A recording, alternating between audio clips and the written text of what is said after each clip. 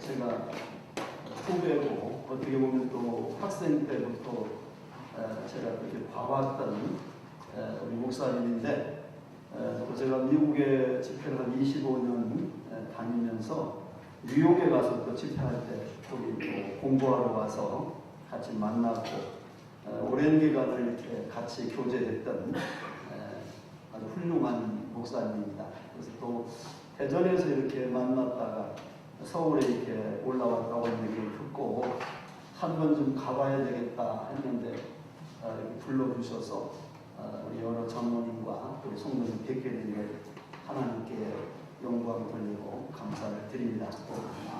서울의 한 큰 정신병원에서 일어났던 이야기를 그 병원의 의사였던 한 분이 칼럼집에 썼던 이야기를 소개하려고 해요. 어느 날 그 정신병원에 청년 하나가 입원을 했는데 이 청년은 어떻게 해서 거기에 정신병원에 왔냐면 자기가 황제라고 하는 말을 안 하면 모든 것을 거부하는 그런 미친 한 사람이 입원을 했다는 거예요.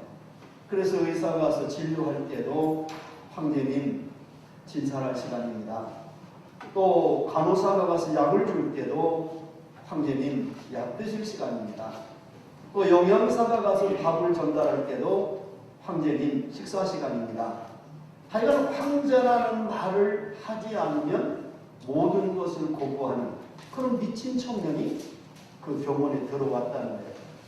근데 몇 개월이 지난 다음에 이제는 또 아가씨 하나가 입원을 딱 했는데 이 아가씨는 또 자기가 여왕이라고 하는 말을 안 하면 모든 것을 거부하는 그런 미친 여자가 또 들어왔다는 거예요. 그래서 의사들이 이 두 사람을 연구하기 위해서 한번 실험해보자. 그래서 이 황제라고 하는 청년을 찾아가서 물었대요. 황제님 드릴 말씀이 있습니다. 뭔가 한 나라의 황제님이 계시든지 여왕님이 계시든지 한 분이 계셔야 되는데 우리 병원에 황제님 말고 여왕님이라고 하는 아가씨가 있으니 이를 어찌하면 좋겠습니까? 그러니까 이 황제라고 하는 이 청년이 얼굴이 심각하게 변하면서 한참을 고민하다가 한다는 얘기가 말 미친년 그렇게 얘기하더라고요. 여왕이라고 하는 여자를 향해서 미친년 자기 자신도 미쳐서 그 정신병원에 와 있으면서 여왕이라고 하는 여인을 미친 여자라고 말하는 이 이야기를 자기 병원에서 일어나는 이야기라고 기록을 해봤어요. 저는 그 글을 보면서 과연 이것이 잠깐 웃고 넘길 이야기인가.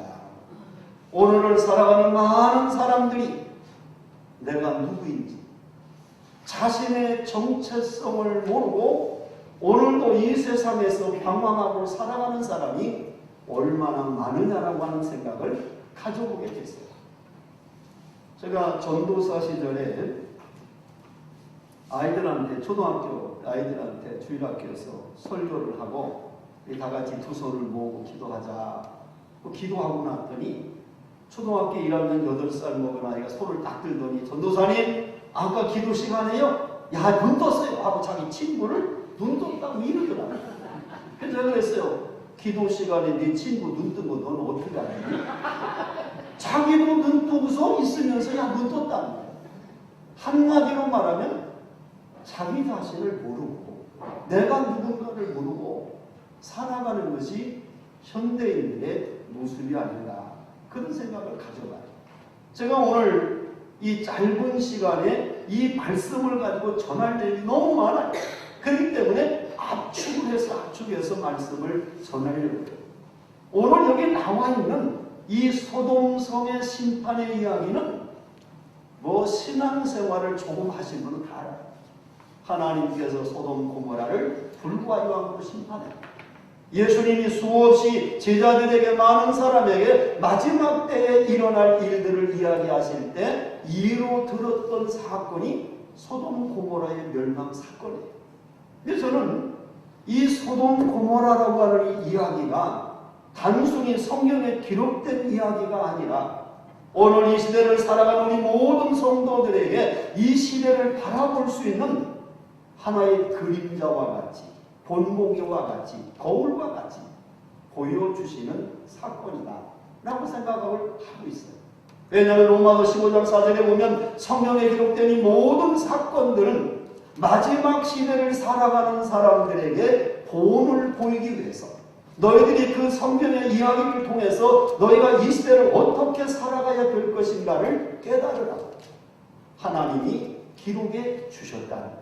그렇기 때문에 오늘 우리는 이 소돔 고모라라고 하는 이야기를 그냥 단순히 성경의 이야기로 보지 말고, 오늘을 살아가는 이 시대가 바로 현대판 소돔 고모라가 아닌가라고 하는 시각으로 이 성경을 보면서, 이 소돔성의 멸망 직전에 하나님께서 전사를 보내서 롯의 가족을 구원해 주시는 이 사건이 우리에게 어떤 교훈을 주시는가, 이 아침에 깨닫기를 주의 이름으로 축원합니다. 여기 보면 먼저 소돔성이라고 하는 성을 한번 주목해 볼 필요성이 있어요. 이 소돔이라는 성이 어떤 성이었는가? 오늘 성경 말씀해 보니까 이 소돔성이라고 하는 성은 죄악이 가득한 도시였어요. 죄악으로 가득한 도시. 오늘 성경 말씀에 보면은 창세기 13장 13절에 보니까 소돔 사람은 여호와 앞에 악하여 큰 죄인이었더라 이렇게 있어요.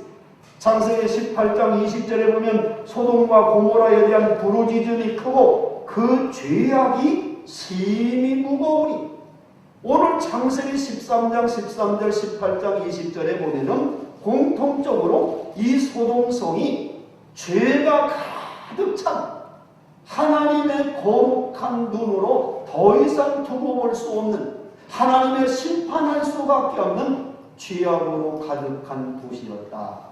이렇게 성경이 이 성을 소개하고 있어요. 또한 여기 성경에 보니까 이 소돔성이 어떤 성이냐? 향락적이고 음란한 도시였어요. 여러분, 오늘 본문은 창세기 19장이지만은 이 소돔성에 대해서 성경이 말하는 말씀을 신약에서 찾아보면 베드로후서 2장 6절부터 8절에 베드로 사도가 이렇게 소돔성을 말합니다. 소돔 고모라 성을 멸망하기로 정하여 죄가 되게 하사 후세에 경건하지 아니할 자들에게 본을 삼으셨으며 무복한 자들의 음란한 행실로 말미암아 고통당하는 롯을 건지셨으니, 이 소돔성이 아주 음란하고 성적으로 타락한 도시였다. 이렇게 베드로 사도가 증거하고 있어요. 유다서 1장 7절에도 보면은 소돔과 고모라와 그 이웃 도시들도 그들과 같은 행동으로 음란하며 다른 육체를 따라가다가 영원한 불의 형벌을 받음으로 거울이 되었느니라. 이 소돔성이 성적으로 타락하고 음란해서 더 이상 하나님이 두고 볼 수 없어 그 성을 불과 유황으로 심판해서 이렇게 마지막 시대를 살아가는 사람들에게 거울로, 본보기로, 모델로 보여주셨다라고 유다서 1장 7절에 기록하고 있다. 또 이 소돔성을 성경에서 보니까 세속적인 도시였어요.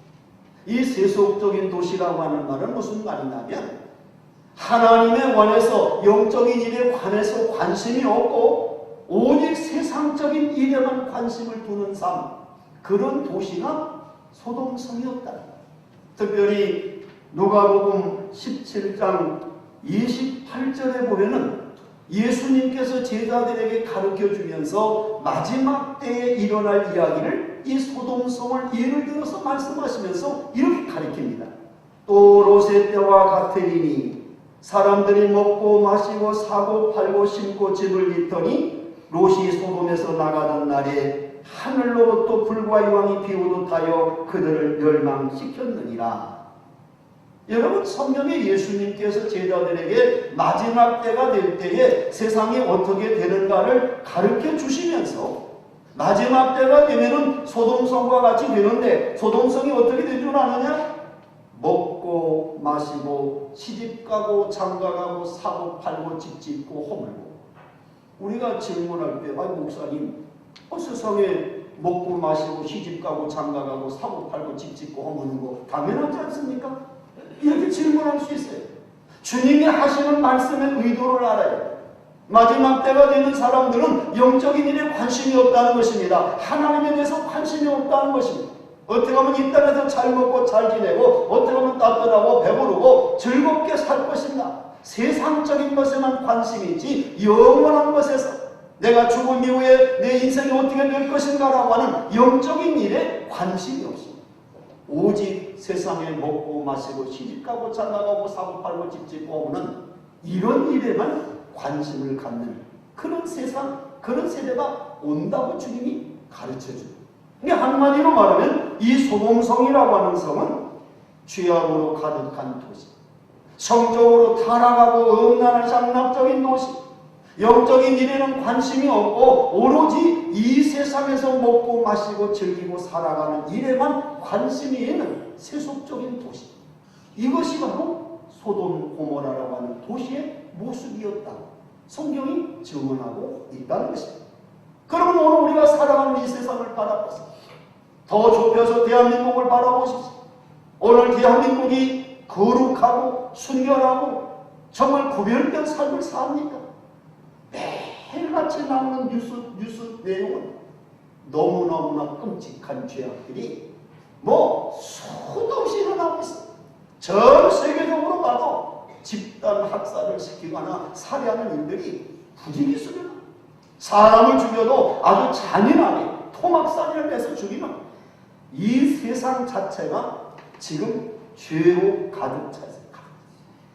음란하고 성적인 타락은 제가 여기서 표현하지 않아도 상상을 초월할 만큼 일어납니다. 여러분, 소돔이라는 말의 원어를 들어가면요, 그게 동성애라는 뜻입니다. 우리가 잘 아는 것처럼 오늘 이 시대에 성경에서 말하는 짐승과 성관계를 갖는 일까지도 현실적으로 일어나고 있어요. 작년에 울산이라는 곳에서 한 가정주부가 남편이 세상을 떠나고 두 아들을 길렀어요. 이 두 아들이 이제 성장해서 서울로 대학을 가니까 집에서 이 주부가 외로우니까 큰 개를, 애완견을 집에서 길렀어요. 너무 같이 오랫동안 지내다 보니까 가족같이. 이 주부가 외롭고 그러니까 같이 그 개를 데리고 잠을 자고 이러다가 그 개하고 성관계를 갖다가 그게 병원에 실려온 거예요. 여기 현실적입니다. 지금 이런 일. 짐승하고 사람과 성관계도 일어나는 일이 이게 무슨 상상적인 얘기가 아니라 대한민국에서 일어나고 있는 현실이라는 거예요. 얼마나 음란하고 타락한지요. 제가 몇 년 전에 수원에 50개 연합 집회를 하러 왔다가 호텔에 숙소를 마련해 줬는데요. 하룻밤 자고 쫓겨났어요.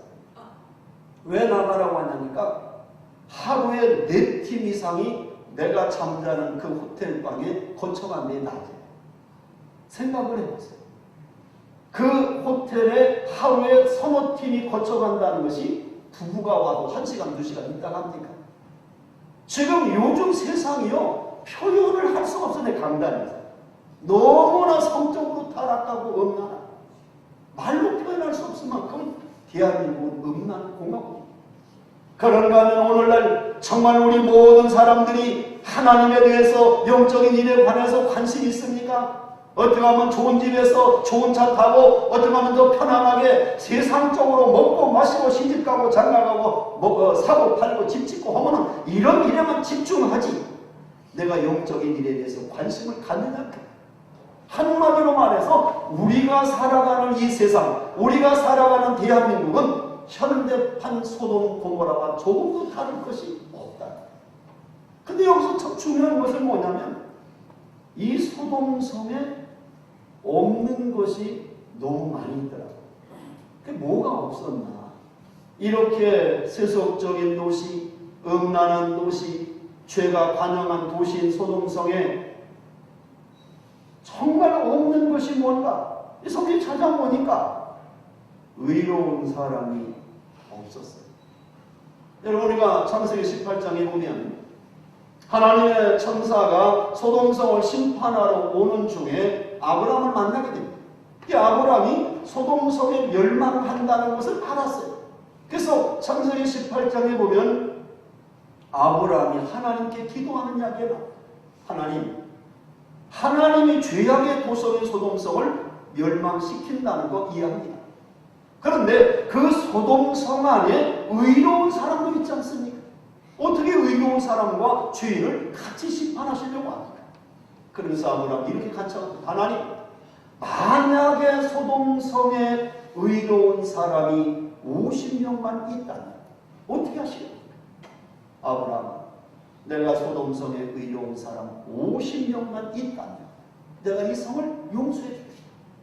하나님, 만약에 45명의 의로운 사람이 있다면 어떻게 하시렵니까? 내가 45명 의로운 사람이 소돔성에 있다면 내가 용서해 주겠다. 하나님, 만약 40명이 있다면 40명이 있어도 용서해 주겠다. 하나님, 소돔 고모라에 의로운 사람 30명 있다면 어떻게 하시렵니까? 30명만 있어도 내가 이 성을 용서해 주겠다. 하나님, 20명이 있다면 어떻게 하시렵니까? 20명 있어도 용서해 주겠다. 하나님, 노하지 마세요. 내가 한 번만 더 구할래요. 만약에 소돔성에 의롭고 하나님을 경외하는 사람이 10사람만 있다. 어떻게 하십니까? 아브라함, 내가 이 소돔 고모라 성에 의로운 사람 10사람만 있어 내가 이 성을 용서해 주겠다. 근데도 의로운 사람 10사람이 없어서 하나님 불과 영으로 그 성을 심판하셨다. 여러분, 우리가 오늘 이 시대에 정말 이 소돔성에 사람이 없어서 망했습니까? 정치가가 없어서, 경제가가 없어서, 아니면 군인이 없어서 망했습니까? 하나님께서 그 성을 심판하는 기준은 그런 타락과 음란한 시대에도 하나님을 경외하고 하나님 말씀대로 살아가려고 하는 의로운 사람 10사람이 없어서 심판하셨다는 사실을 주목하라는 것입니다.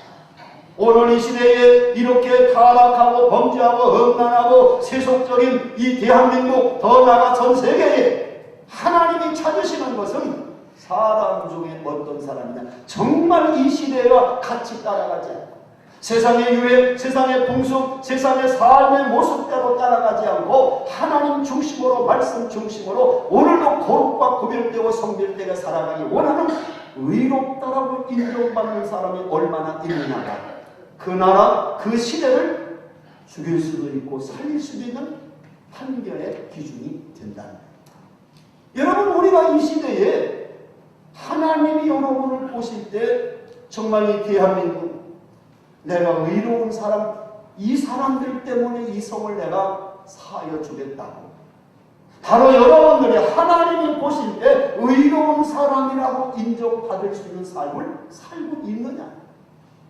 성경에 보면은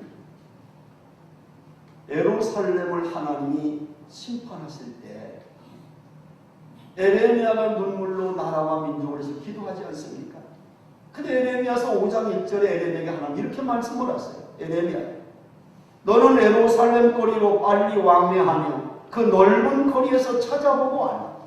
너희가 만일 공의를 행하며 진리를 고하는 자를 한 사람이라도 찾으면 내가 이 성을 사하라. 내가 예루살렘에서 한 사람만이라도 하나님을 경외하고 하나님 앞에 의롭다라고 인정받는 사람을 찾으면 내가 예루살렘 성을 용서해 주겠다. 그 한 사람이 없어서 결국 예루살렘이 불타고 망하고 포로로 끌려가는 폐허가 되는 역사적 사건을 우리가 아시지 않습니까? 오늘 이 시대에 하나님이 찾으시는 그 의롭다는 말, 이 시대의 삶의 스타일이 아닌 하나님 말씀대로 살아가려고 하는 거룩한 그런 의로운 사람, 그 사람을 하나님이 찾으십니다. 두 번째로 또 찾아보니까 이 소돔성에 뭐가 없느냐? 여기에 각성하는 자가 없었어요. 여러분, 각성한다는 말은 깨닫는다는, 말씀을 듣고 깨닫는. 우리가 얼마나 만물의 영장으로 위대한 하나님의 피조물입니까? 만물의 영장이라고 하지 않습니까? 그런데 성경의 시편 49편 20절에 보면 사람이 존귀한데, 정말 만물의 영장인데 존귀하나 깨닫지 못하는 자는 멸망할 짐승과 같도다. 그렇게 얘기했어요. 그러니까 인간은 만물의 영장으로 위대한 존재인데 하나님의 정말 창조의 최고의 하나님의 창조물인데 깨닫지 못한 멸망할 짐승과 같다는 거예요. 여러분 인간과 동물이 뭐가 차이가 있다고 생각합니까? 세 가지가 차이가 있어요. 동물과 인간의 차이. 첫째는 뭐냐면 인간에게는 이성이라는 게 있어요. 이성이 있기 때문에 뭐가 생기냐면 창조성이 생겨요. 생각하는 능력이 있기 때문에 자꾸 뭔가 만들어내는 창조가 나와요. 그래서 옛날에 톱을 써 살던 인간이 움막 써 살다가 초가집 써 살다 기와집 써 살다 지금은 100층 200층 빌딩 짓고 살거든요. 근데 짐승은 본능으로 살아요. 여러분 까치가 100년 전 까치집이나 지금 까치인데 똑같이 까치가 아파트 짓고 산다는 거 보셨어요? 짐승은 이성이 없어요. 생각하는 능력이 없어요. 그 때문에 창조가 안 생겨요. 두 번째 뭐가 다르냐면 인간에게는 양심이라는 게 있어요. 짐승과 다르게. 양심이 있기 때문에 뭐가 생기냐면 윤리 도덕성이 생겨요. 사람으로서 해야 될 일과 하지 말아야 될 일을 알게 돼요. 잘못하면 얼굴이 빨개지고 무한당했을 때 그렇게 얼굴이 빨개지는 이게 뭐냐? 죄의식. 이런 양심이 있기 때문에 가능해요. 세 번째는 뭐가 다르냐면 영혼이 있다는 거예요. 영혼이 있기 때문에 인간에게는 종교성이 생겨요. 종교가 생겨요. 짐승은 종교가 없어요. 여러분 강아지가 무릎 꿇고 기도하는 거 보셨습니까? 못 보잖아요. 왜? 영혼이 없으니까 짐승은. 그러니까 인간은 뭐냐면 깨달을 수 있는 그런 지혜를 하나님 주신 거예요. 하나님의 말씀을 듣고도 여러분 설교를 들으면서 오늘 이 시대가 현대판 소돔성과 같구나. 그렇다면 그 소돔성에 왜 그렇게 멸망하게 됐는가? 그들은 죄악이 관영했고 음란했고 세속적인 도시여서 하나님 심판했구나. 그러면 그 소돔성에 뭐가 없었느냐? 의로운 사람이 없었고 깨닫는 사람이 없었고 하나님의 말씀을 듣고 깨닫는 게 은혜인 줄로 믿습니다. 말씀을 듣고 깨달으시기를 주의 이름으로 축원합니다. 세 번째는 뭐가 없었냐면 회개하는 자가 없었어요. 신구약을 다 뒤져봐도 소돔 고모라 성에 회개했다는 말이 없어서 여러분 저는 생각해봤어요. 우리가 요나서를 보면 니느웨 성이 죄가 너무 관영해서 하나님이 요나 선지자를 파송하잖아요. 너는 가서 40일 후에 이 성을 하나님 멸망시킨다고 전해. 그래서 요나가 가서 40일 후에 하나님께서 이 니느웨 성을 심판하신다고 합니다. 그러니까 왕과 신하와 백성과 짐승까지 비옷을 입고 금식하며 회개했을 때 하나님이 요나서 3장 10절에 보면 뜻을 돌이키사 다시 말해서 심판하실 계획을 바꾸셔서 내리시려고 하는 재앙을 내리지 아니했다. 이게 성경에 기록된 말씀이에요. 바로 이런 사랑의 하나님이 소돔 고모라가 아무리 음란하고 타락하고 그들이 죄가 관영하다 할지라도 온 성 사람들이 하나님 앞에 나와 회개하고 공의하고 자복했다면 니느웨 성을 용서하신 하나님이 소돔 고모라라고 용서하지 않았겠습니까? 용서하시죠. 근데 소돔 성에 누구 하나 회개했다는 얘기가 성경에 그냥 찾아봤어요. 그렇게 죄가 관영하고 음란하고 세속적인 도시임에도 불구하고 어느 누구 이 성을 위해서 눈물로 기도하며 하나님 용서해달라고 부르짖었던 사람이 있느냐. 오늘 여러분 우리가 이 세상 속에 살아가면서 정말 현대판 소돔성과 같이 이런 세상을 지금 살아가면서 나는 과연 하나님이 보실 때 의로운 사람인가? 하나님이 보실 때 나는 말씀을 듣고 깨닫고 정말 깨어 준비하며 하나님 앞에 바로 서려고 나의 신앙생활이 변화가 일어나는가? 아니면 나는 이 나라 이 민족 내 자신과 내 가족 이웃을 위해서 눈물로 하나님께 기도하고 있는가? 우리 자신의 모습을 말씀 속에서 비춰보라는 것입니다. 자, 그렇다면 이제 시간이 많이 가니까 본론으로 들어갑시다. 자, 오늘 성경에 보면은 중요한 얘기가 있어요.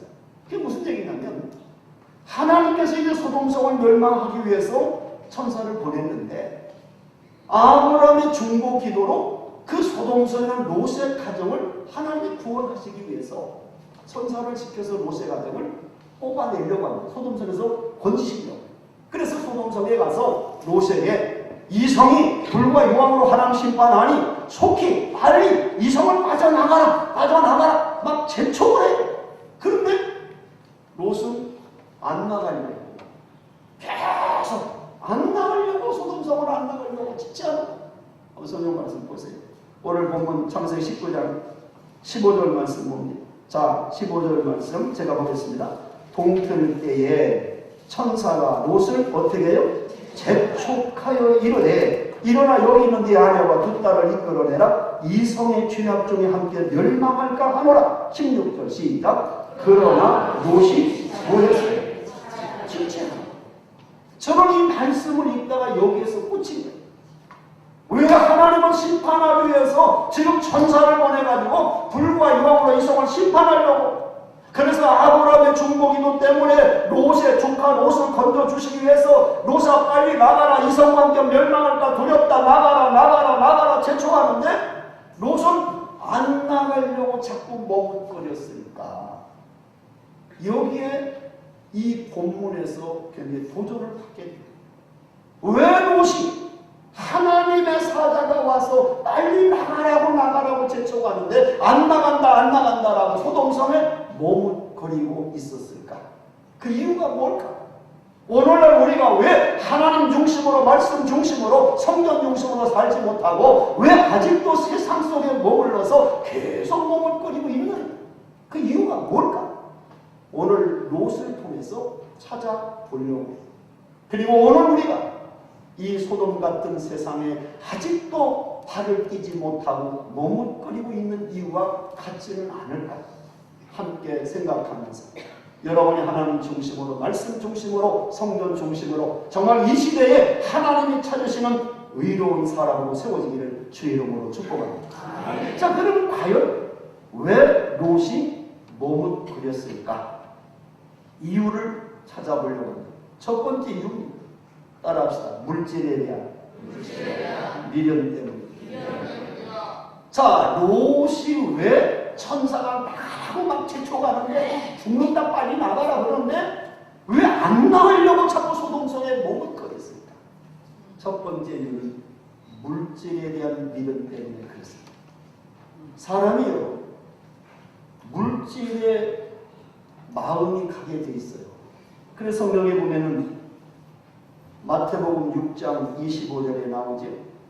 내 보물이 있는 곳에 내 마음도 있느니라. 돈이 있으면 마음이 가게 돼 있어. 거기에 예를 들어 볼까요? 만약에 서울에 여러분 재산이 한 1,000억이 있다고 생각해요.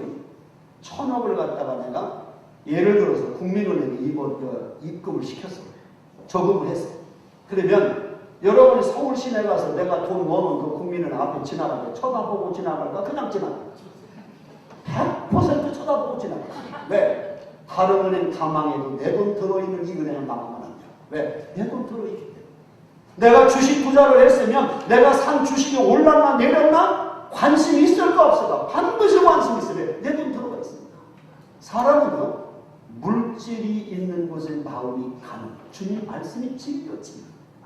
그런데 중요한 것은 창세기 13장 5절 6절에 보면 조카 롯을 데리고 아브라함이 같이 고향을 떠나잖아요. 근데 이 조카 롯이 아브라함께 삼촌과 함께 떠나왔을 때에 엄청나게 부자가 됐어요. 삼촌 아브라함을 따라 같이 지내면서. 그래서 창세기 13장 5절 6절에 보면 롯의 그 소유가 엄청나게 많아져서 소떼와 양떼가 많아지고 종들도 많아져서 이 롯의 종들과 아브라함의 종들이 자꾸 이게 다툼이 일어났어. 그래서 아브라함 불러서 조카 롯아, 너도 이제 부자가 되고 너도 소떼와 양떼가 많고 종들도 많아져서 내 종들과 자꾸 다투니 그건 보기 좋지 않다. 이거 분가해라. 그러면서 삼촌이 뭐라고 해요? 조카 롯에게 네가 좋아하면 내가 우하고 네가 우하면 내가 좋아하리니 네가 먼저 좋은 땅을 선택해라. 우리 같으면 예의상이라도 삼촌이 저를 데려다가 이렇게 부자가 되게 길러주셨는데 삼촌이 먼저 좋은 땅을 차지하세요. 말이라도 한번 좀 해봐야 되는 거 아니에요? 왜 아멘을 하셔야지. 여러분도 그냥 무조건 네 것, 내 것도 아니잖아요. 예의상이라고 얘기를 해야지. 근데 롯은 한마디도 없었거든요. 없이 삼촌 아브라함이 네가 좋은 땅 먼저 선택하라 그러니까 어디가 좋은 땅 있나 하고 창세기 13장을 쫙 보니까 소돔 고모라라고 하는 성도 있고 거기가 멸망 직전이라 에덴 동산 같이 풀도 많고 물도 많고 너무 좋은 그 소돔 성이는 지역이 너무 좋은 거라. 삼촌과 저희 갈래요. 그래서 물질 바라보고 돈 바라보고 세상 성공 바라보고 들어간 곳이 소돔 고모라라는 땅이에요. 그러니까 이 롯이라고 하는 사람의 삶의 주체는 뭐냐면 물질이 인생의 목적이에요. 오로지 세상에서 많이 벌고 사업 성공하고 돈 많이 벌고 이거 어디 가면 이것이 잘할까? 그거 보고 간 곳이 소돔성이고 그러니까 소돔성에 자기의 전 재산이 있습니다. 금과 은과 집과 모든 게 다 보화가 있습니다. 그런데 천사가 와서 멸망하니 나가라 하니까 여기 내 돈 다 있는데 어떻게 놓고 나가냐? 어떻게 나가냐? 그 안 나가려고 버틴 거지 계속. 하루 안 나가니까 막 천사가 끄집어내서 막 빨리 나가 죽는다 끄집어내놓으니까 롯의 아내는 그래도 그 죄업을 못 잊어가지고 뒤쳐나가가지고 소금 끼들도 죽었다고 소리 나오죠. 여러분 우리가 말로는 하나님이 제일이지 무슨 물질입니까? 말은 그렇게 해. 실질이 삽니까? 우리가 인생을 살아가면서 사람을 솔직해봐요. 정직하게. 내가 과연 하나님보다 물질을 더 사랑하지 않나? 성경의 말씀처럼 물질이 우상이 되고 있지 않나? 여러분 오늘날 물질이 우상화된 사람은 너무 많습니다. 물질이 심해요. 마태복음 6장 24절에 주님 말씀하잖아요. 하나님과 재물을 겸하여 섬길 수 없느냐. 그 재물이라는 말이 뭔지 아세요? 만몬이라는 말이에요. 그 만몬이라는 단어가 돈이라는 뜻. 돈. 내가 하나님을 섬기든 재물을 섬기든 하나 선택해야지. 하나님도 좋고 재물도 두 개를 같이 섬길 수 없다는 거예요. 선택해야 된다는 거예요. 내가 하나님 편으로 가면 물질에서 멀어지고 내가 물질로 가면 하나님과 멀어질 수밖에 없다는 거예요. 이럴 때 아멘하면 얼마나 좋겠어요. 우리 종목사님도 설교하기 많이 힘들 것 같아요.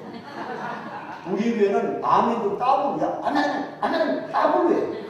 두 번은 못하고 한 번을 해야 되고 할렐루야. 제가 충청도 사람인데요. 충청도 목회가 참 힘들어요. 왜 힘드냐면 충청도 사람은 느려요. 그래서 비가 막 오는데도 집사님 뛰어가세요 그러면 아이 목사님 뛰어간다고 비 들맞아요 그러고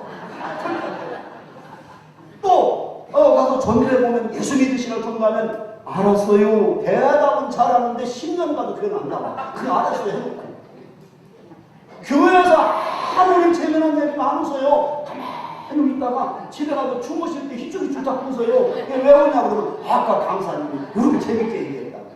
그 느려. 심지어 충청도 부흥회 지난주에도 부흥회 갔다 왔는데 홍성에 부흥회 하면요 이 충청도 안 할 거 아니에요. 왜 안 하냐니까 목사님 말이 빨라서 안 하라고 지나가 버린다는 말이 있어요. 그냥 내가 뒤에 보니까 그냥 하라고 했어요. 할렐루야. 예, 그렇게 하시면 어디서 그렇게 잘한다는 거예요. 믿습니까?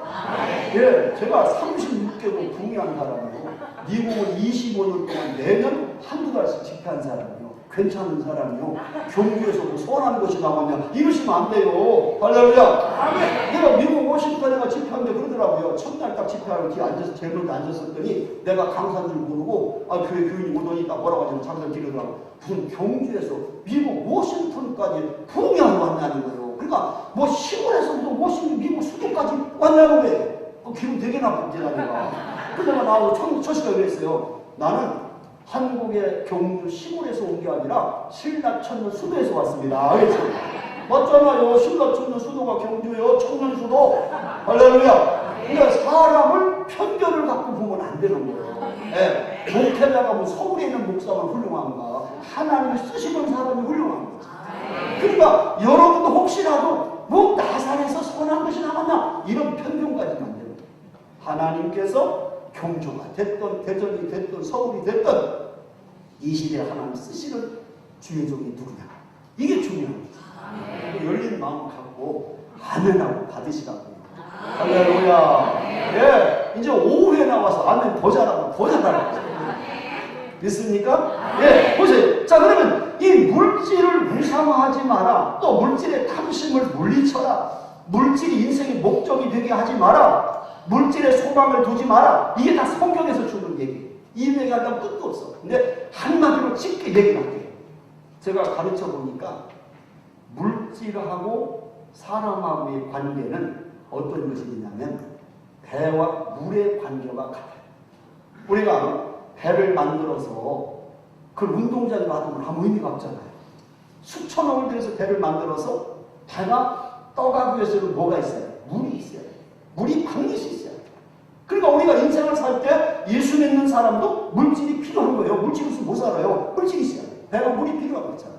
그런데 이 배가 생각하기에 나는 물이 없으면 안 돼. 그래가지고 만약에 배가 물속에 침몰해버리면 그 배의 목적과 가치는 끝납니다.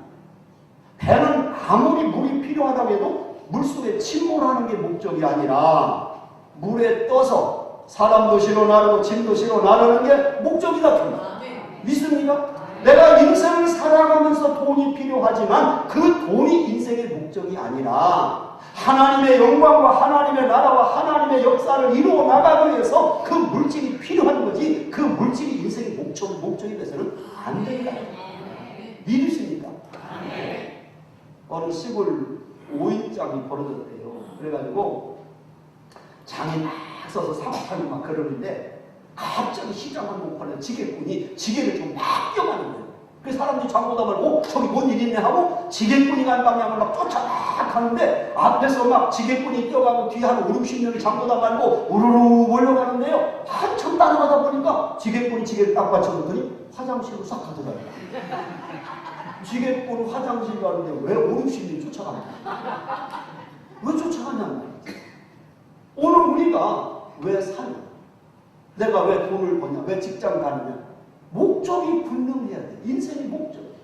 내가 무엇을 위해서 지금 일하고 내가 무엇을 위해서 사는 거야. 여러분이 인생을 살다가 그냥 인생 끝나고 이 세상의 모든 거 소유하고도 끝나면 그게 무슨 의미가 있어요? 어느 분이 쓰신 책에 보니까 이런 글이 있어요.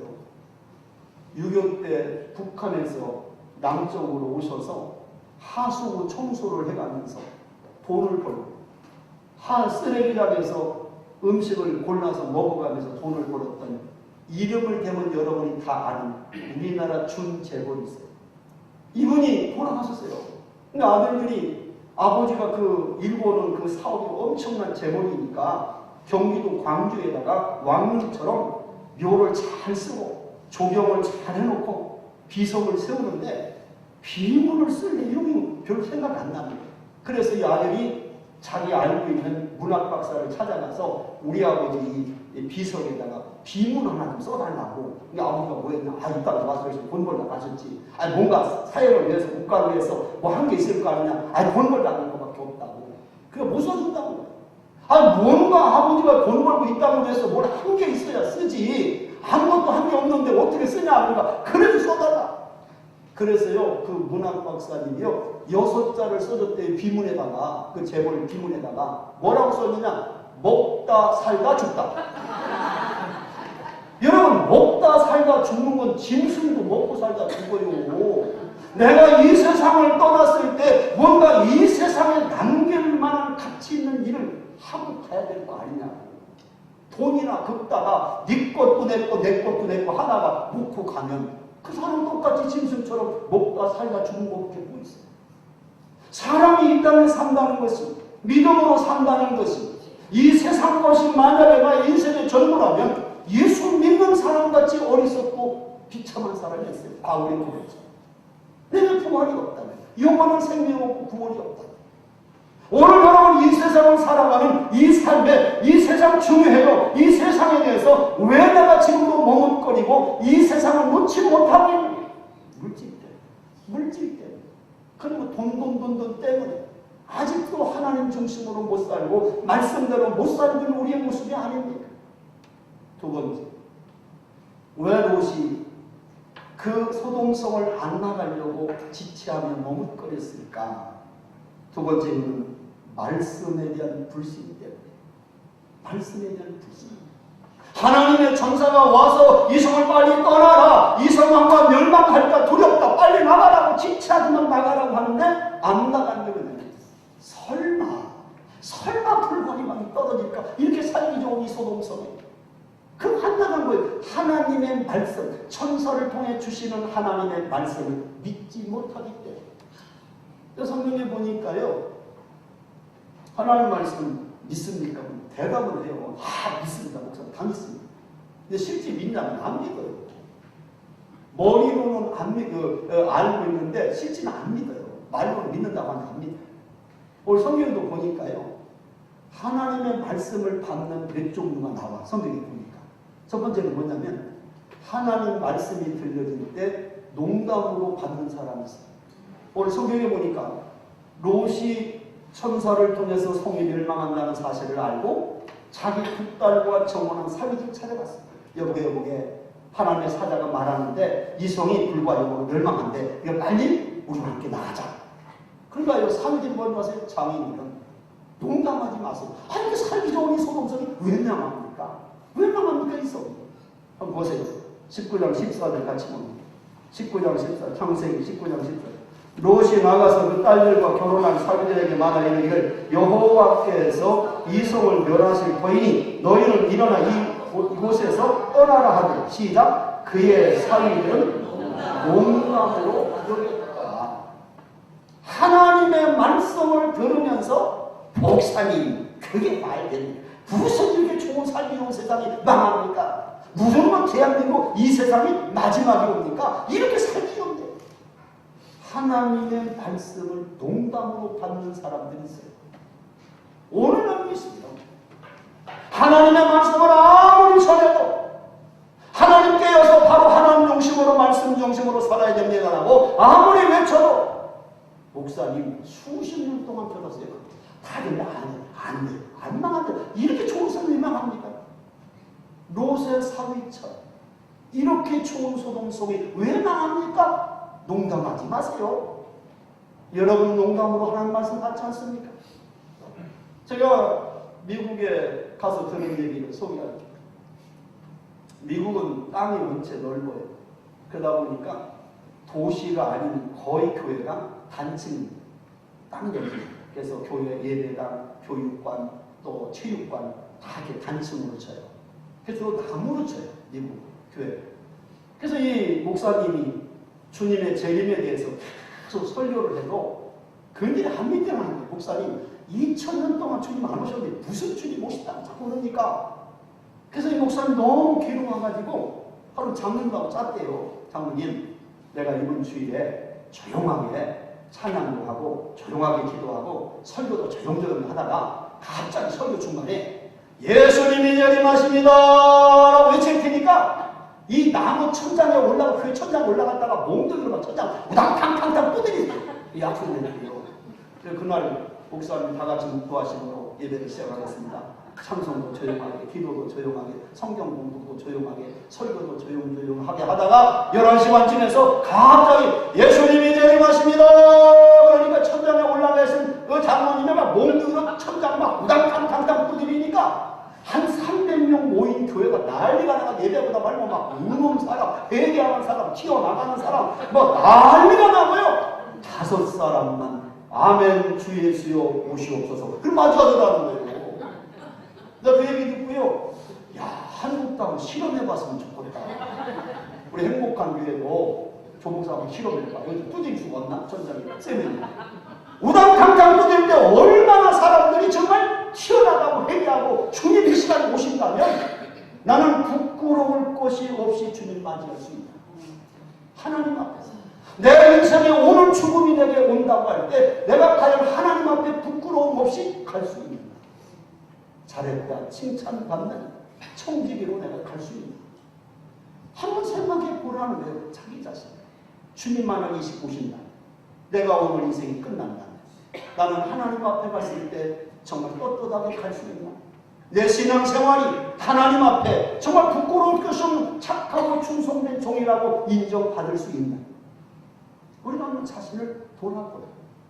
오늘 하나님의 말씀을 농담으로 받는 사위들이 있는 거 아니에요. 하나님의 말씀을 불신해서 믿지 않아서 소금 기둥이 된 사람도 있어요. 19장 26절 같이 보십시오. 자, 26절을 같이 읽습니다. 시작. 롯의 아내는 뒤를 돌아보았으므로 소금 기둥이 되었더라. 17절 보세요. 17절. 19장 17절. 그 사람들이 천사들이 그들을 밖으로 롯과 그 가족을 밖으로 이끌어낸 후 이르되 도망하여 생명을 보존하여 시작. 돌아보거나 들에 머물지 말고 산으로 도망하여 멸망을 면하라. 천사가 돌아보라고 했어요? 돌아보지 말라고 했어요? 돌아보지 마라. 근데 26절은 롯의 아내는 그 말을 불신해서 뒤를 돌아보는 거로 소금기둥에 죽었다. 다른 말씀을 불신한 거지. 안 믿는 거지. 우리가 안 그랬습니다.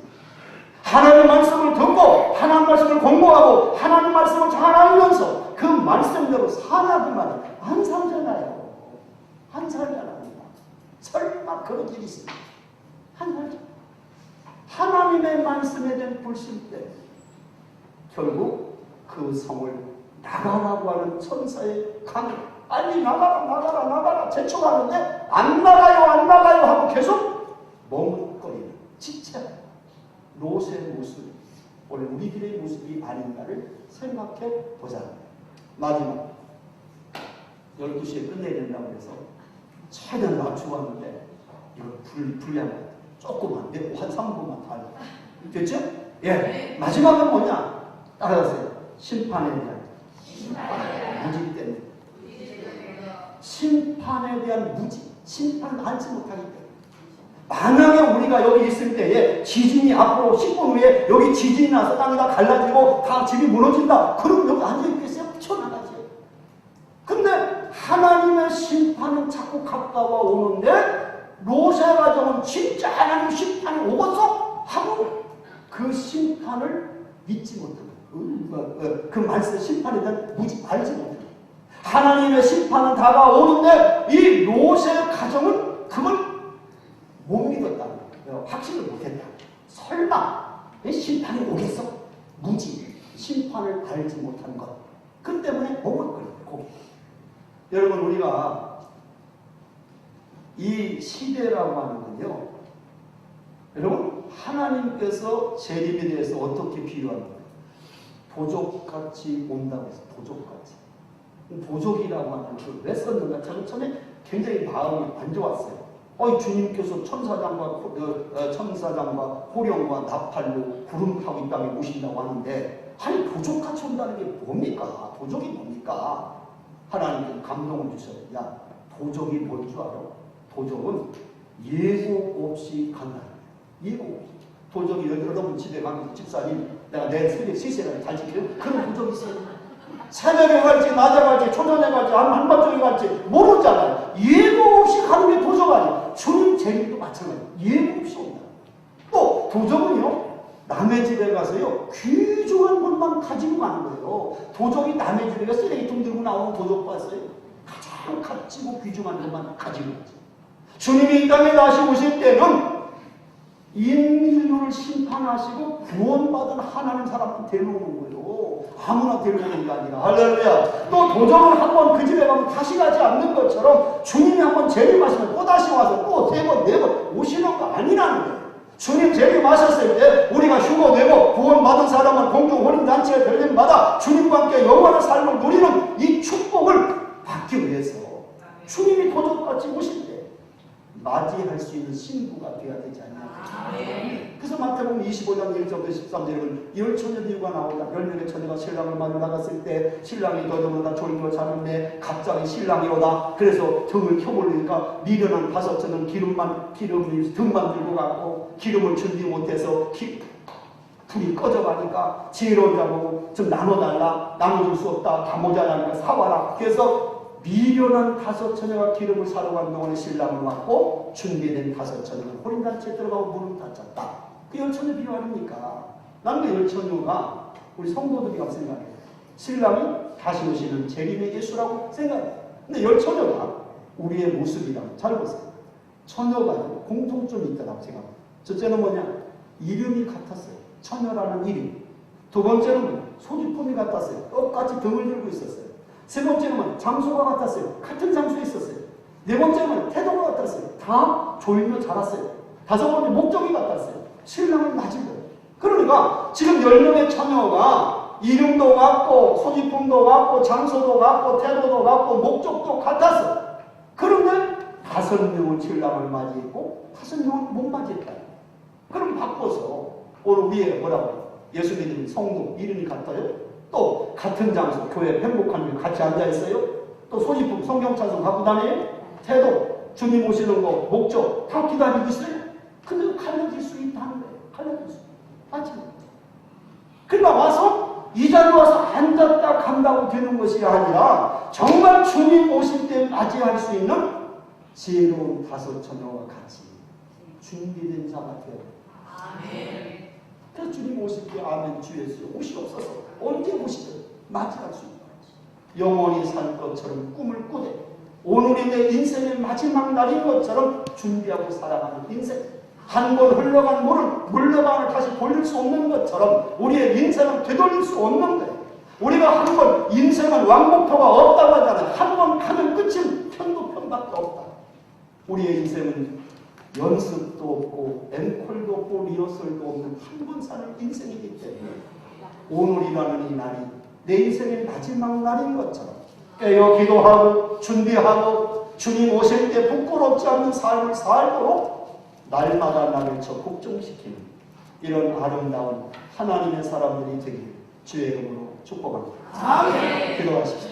하나님, 우리 행복한 교회를 33년 동안 인도해 주셔서 감사를 드립니다.